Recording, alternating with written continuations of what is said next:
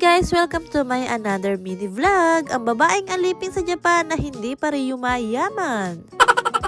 7:30 pa nga lang din, nagising na nga kami ni anak. Medyo mahaba-haba nga ngayon ng oras namin sa paggagaya, kaya nagyuyukuri lang kaming kumain. Nakita pa nga ni anak yung ginawa ko mango graham sa freezer, kaya ayan, nahingi pa siya, kaya binigyan ko na. Sobrang tigas nga, kaya hindi namin makain ni anak, kaya ayan, hinintay pa namin talagang lumambot. Tapos nga namin kumain ng umaga, ito nga si anak, kaya nagkusa na nga magpunta rito sa liguan dahil maliligo na nga siya. Nasanay na nga rin si anak na naliligo sa umaga, at pagkatapos ko nga siya ihatid sa school, dumiretso naman ako sa trabaho. Hindi na nga rin ako gano'n nakapag-video kayo sa trabaho dahil kailangan nga naming matapos yung 7:15. Pagkatapos nga namin maglinis, dumiretso pa nga kami sa grocery at umuwi na rin kami. Yung mga kailangan lang naman din yung mga pinamili ko kanina, at nakakita pa nga ako kanina ng saging na saba, kaya bumili na ako dahil mas mura doon. Mas mura kasi ang saging na saba sa May Life kesa sa Family Store, kaya doon na lang ako bumili. Pagkatapos ko nga ayusin yung mga pinamili ko, pumuha nga lang din ako ng carrots, repolyo, saka sibuyas dito sa ref dahil naisipan ko magluto ngayon ng sopas. Favorite din naman ni anak tong sopas, kaya naisipan ko na ito na lang yung uulamin namin dalawa. Harap din naman magsopas dahil umuulan nga, tamang-tama lang naman sa panahon. Habang hinihintay ko nga maluto, yung niluluto ko, hinugasan ko na nga rin yung mga pinagamitan ko para wala naman nakatambak dito sa lababo. Iwan ko nga lang din saglit yung niluluto, kapag balik ko ganito na nangyari, umapaw na pala pinakukuluan kong sopas. Hindi pa nga rin ako tapos magluto ng sopas, pero hininto ko nga muna saglit at lilinisin ko muna tong kalan dahil ayoko talaga nagluluto pag ganito kadumi yung kalan. Fast forward na nga guys, kinabukasan na nga to at di na nga rin ako gano'n nakapag-video kahapon dahil nakatulog kami na maaga ni anak. 8:30 na nga rin to at napaliguan ko na si anak at nakatapos na rin kami kumain ng umagahan at meron pa naman akong oras kaya niligpit ko muna higaan namin at nag-backrib na rin ako ng sahig. Pagkatapos ko nga mag-backrib ng sahig, sinunod ko naman ang linisin yung lababo namin para pagbalik ko mamaya galing trabaho ay wala naman ng kalat dito sa bahay. Palit nga lang din ako ng damit at ihatid ko na nga rin si anak ngayon sa school niya. Umuulan nga kanina, buti nga paglabas namin ni anak ay huminto na nga ang ulan at di naman na ako mababasa sa pagdating kay anak. Kaya naman siya guys lakarin yung school ni anak, kaya lang mabilis nga mapagod to si anak, kaya lagi kami nagbabike. Kung sa mabilis siya mapagod, Diyos miyo, napakatamad niya maglakad. Ay ilang minuto nga lang din ay nakarating na nga kami sa school ni anak. Inakyat nga lang din namin yung mga gamit niya at pagkatapos na bumaba na kami kaagad. Hindi na nga rin ako nakapag-video kayo sa trabaho at fast forward na nga guys, nakatapos na kami sa trabaho at nakatapos na rin ako mag-gym. At pagkatapos ko nga mag-gym, dumiretso naman ako dito sa grocery. Bili nga lang din ako ng lulutuin kong uulamin ni anak para bukas sa therapy niya. Gawin ko nga, pinasok ko na nga rin yung mga nilaban ko kanina dahil sasampay ko na dito sa loob para makapag-heater at mabilis siya matuyo. Pang wala nga rin kasi si anak at makakapag-heater nga ako at pag ganito nga si anak ay pinapatay ko na rin yung heater namin.